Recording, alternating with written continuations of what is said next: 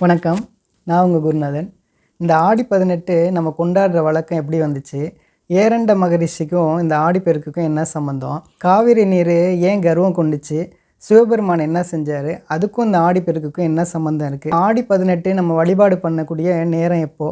நம்ம தாலி கயிறு மாற்றக்கூடிய நேரம் எப்போ? இது மாதிரியான எல்லா விஷயத்தையும் இந்த பதிவில் பார்ப்போம். புராண காலத்தில் கனக சோழன்ற மன்னன் உறையூரை ஆட்சி பண்ணிகிட்டு இருந்தார். அப்போ பார்த்தீங்கன்னா காவிரி நீர் அந்த சோழ நாட்டுக்கு பார்த்தீங்கன்னா மிகப்பெரிய நீர் ஆதாரமாக இருந்துச்சு. சோழ நாடு ரொம்பவே செழிப்பாகவும் நீர் வளத்தோடையும் செழுமையோடு இருந்துச்சுங்க.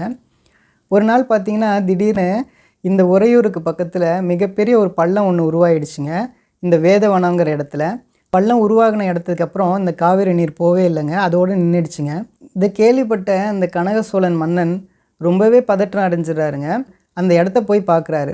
இந்த காவிரி நீர்நிலை பகுதியே பார்த்திங்கன்னா ரொம்பவே வற்றி கிடக்குதுங்க. இதை பார்த்து அந்த கனக சோழன் ரொம்பவே வருத்தம் அடைஞ்சு அங்கே இருக்கக்கூடிய சிவபெருமானை அவரும் தன்னுடைய மனைவியான செண்பகாங்கியும் போய் சிவபெருமானை போய் வழிபடுறாங்கங்க. சிவபெருமானை பார்த்து ரொம்பவே கதறி அழுகிறாங்க. இந்த காவிரி நீர் நம்மளுடைய நாடு முழுக்க எல்லா இடமும் எப்பயும் பாய்ஞ்சிட்டு இருந்த மாதிரி நல்லபடியாக பாயணும், இல்லைன்னா இந்த நாடே ரொம்பவே வறண்டு போய் பஞ்சம் பட்னியாக போயிடும் அப்படின்னு கதறி சிவபெருமான்கிட்ட அழுகுறாங்க. அப்போ சிவபெருமான்கிட்ட எந்த ஒரு பதிலுமே வரல. உடனே சிவபெருமான்கிட்ட தானும் தன்னுடைய மனைவி என்ன சொல்கிறாங்க அப்படின்னா, உங்கள்கிட்டேருந்து எந்த ஒரு பதிலும் வரல அப்படின்னா நாங்கள் 2 பேரும் கழுத்தை அறுத்துட்டு இதே இடத்துல நம்ம உயிரை மாச்சிக்குவோம் அப்படின்னு சொல்கிறாங்க. அதுக்கும் சிவபெருமான்கிட்ட எந்த ஒரு பதிலும் வரல. உடனே 2 பேரும் தன்னுடைய வாளை எடுத்து தன்னுடைய கழுத்தை வெட்டிக்கிறதுக்கு பார்க்குறாங்க. உடனே அந்த வாள் என்ன ஆகுது அப்படின்னா பூமாலையாக அவங்க 2 பேரோட கழுத்துலேயும் விழுந்துருதுங்க. உடனே அதுக்கப்புறம் பார்த்திங்கன்னா கொஞ்ச நேரத்தில் ஒரு அசரீத ஒரு சத்தம் ஒன்று கேட்குதுங்க.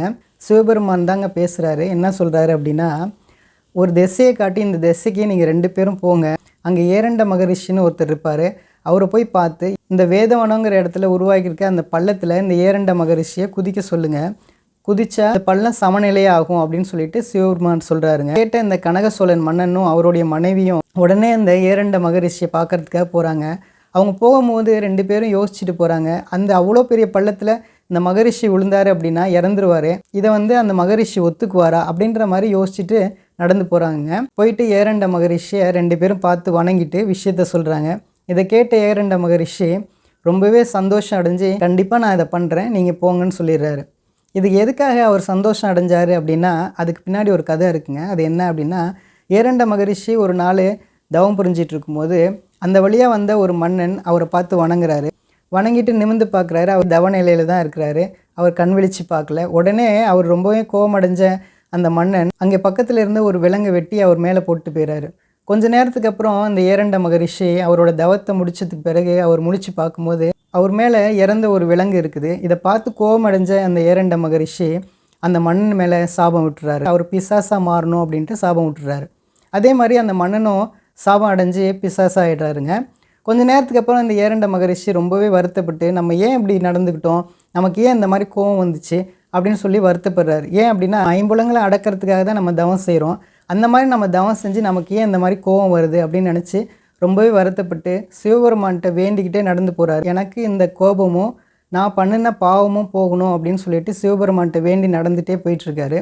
ஒரு குறிப்பிட்ட இடத்துல பார்த்திங்கன்னா சிவபெருமான் அவரை தடுத்து நிப்பாட்டி, நீ இந்த இடத்துல தவம் பண்ணு, நீ தவம் பண்ணும்போது ஒரு குறிப்பிட்ட காலத்தில் உனக்கு இந்த மக்களுக்காக நீ தியாகம் பண்ணக்கூடிய ஒரு நிலைமை வரும், அப்போ நான் சொல்கிறேன், அது வரைக்கும் நீ இங்கேயே தியானம் பண்ணு அப்படின்னு சொல்லிட்டு சிவபெருமான் சொல்லிடுறாருங்க. அதுக்கான தருணம் தான் இப்போ வந்திருக்கு. அதனால தான் இந்த ஏரண்ட மகரிஷி ரொம்பவே சந்தோஷப்பட்டாருங்க. அதுக்கப்புறம் பார்த்திங்கன்னா இந்த ஏரண்ட மகரிஷி இந்த வேதவனம் இருக்கக்கூடிய அந்த பள்ளப்பகுதிக்கு அவர் போகிறாருங்க. ஊர் மக்கள் எல்லாம் கூடி நிற்கிறாங்க. அவங்க எல்லாருமே இந்த ஏரண்ட மகரிஷி வணங்கிட்டு இந்த மிகப்பெரிய பள்ளத்தில் அவர் குதிச்சிடாரு. அவர் குதித்த அந்த கொஞ்ச நேரத்திலே அந்த இடம் சமநிலையாகி காவேரி நீர் நல்லபடியாக சமமாக எல்லா இடமும் பாய்ந்து ஓடுதுங்க. இதை கேள்விப்பட்ட கனக சோழனும் செண்பகாங்கியும் ரொம்பவே மகிழ்ச்சி அடைஞ்சு எல்லா மங்கள பொருளையும் எடுத்துகிட்டு போயிட்டு அந்த காவேரி நீரை வழிபடுறதுக்காக ஊர் மக்களோட போகிறாங்க. இதுக்கிடையில் இந்த காவேரி நீரில் விழுந்த இந்த ஏரண்ட மகரிஷி என்ன ஆனார் அப்படின்னா, சிவபெருமானோட அருளால் மேலப்பள்ளங்கிற இடத்துல நல்லபடியாக அவர் வெளியில் வந்துடுறாருங்க. இன்றைக்கும் இந்த இடம் மேலப்பள்ளம் இன்னுமே இருக்குங்க. கேள்விப்பட்டிருப்போம் கீழே பெரும்பள்ளம் கேது ஸ்தலம் இருக்கிறது. இது மேலே பெரும்பள்ளம் அது பக்கத்துலேயே இருக்குங்க. அப்படிப்பட்ட ஒரு சிறப்பான நாள் தாங்க இந்த ஆடி 18. இந்த ஆடி 18 தான் இந்த விஷயம் எல்லாமே நடந்ததுங்க. அதனால தான் அந்த கனக சோழன் மன்னனும் இந்த செண்பகாங்கி அவருடைய மனைவியும் இந்த காவேரி நீரை வந்து வழிபட்டு எங்களுடைய பிரார்த்தனை எல்லாம் நல்லபடியாக பழிக்க வச்சிங்க அப்படின்னு சொல்லிட்டு இந்த காவேரி நீரை வழிபட்டுட்டு ஆடி 18க்கு எங்கள் எல்லாருக்கும் இந்த நல்ல விதமான சுபிச்சங்களும் கொடுத்ததுக்கு இந்த காவேரி நீருக்கு ரொம்பவே நன்றி தெரிவித்து மங்கள பொருள்லாம் வச்சு எல்லாத்தையும் வழிபட்டுட்டு ஒவ்வொரு வருடமும் நாங்கள் வழிபாடு செய்வோம் அந்த காவேரி நீரை அப்படின்னு சொல்லிட்டு வணங்குறாங்க. அதுதான் இன்றைக்கும் இந்த காவேரி கரையில் இந்த ஆடி 18 கொண்டாடிட்டு இருக்கிறதுங்க. காலப்போக்கில் பார்த்திங்கன்னா எல்லா நீர்நிலைகளையும் இந்த கொண்டாட்டம் வந்துடுச்சுங்க. இந்த ஆடி 18 நீங்கள் நீர்நிலையில் வழிபாடு செய்கிறது, அதே மாதிரி சிவபெருமான வழிபாடு செய்கிறதுலாம் ரொம்பவே நல்ல பலன்களை கொடுக்குங்க. இன்னொரு விஷயம் நான் அதில் சொல்லியிருந்தேன், இந்த காவேரி நதி ரொம்பவே கர்வம் அடைஞ்சிச்சு, அதுக்கு சிவபெருமான் என்ன செஞ்சார் அப்படிங்கிறத நான் சொல்கிறேன்னு சொல்லியிருந்தேனே. அது என்ன அப்படின்னா, இந்த காவேரி நதி என்ன பண்ணியிருக்கு அப்படின்னா, இந்த நதியில் எல்லாரும் மக்கள் நீராடும்போது எல்லா விதமான புண்ணியங்களும் கிடைக்குது அப்படின்றனால இந்த காவேரி நதி ரொம்பவே கர்வம் அடைஞ்சிருக்குங்க. அதனால தான் சிவபெருமான் என்ன செஞ்சுருக்காரு அப்படின்னா, மிகப்பெரிய பள்ளத்தை உருவாக்கி இந்த காவேரி நீரை பூமிக்கு போகிற மாதிரி பண்ணிட்டாருங்க. அதுக்கப்புறம் இந்த காவேரி நீருக்கு இருந்த கர்வம் எல்லாம் அடைஞ்சிருச்சுங்க. அதுக்கப்புறம் சிவபெருமான்கிட்ட சரணாகதி அடைஞ்சிருச்சுங்க. இதுதான் அந்த காவேரி நீர் கர்வம் அடைஞ்சது சிவபெருமான் செஞ்ச விஷயம் இதுதாங்க அது. அடுத்தது இந்த ஆடி 18 நம்ம இன்னைக்கு வருது அப்படின்னா 3 ஆகஸ்ட் 2025ங்க.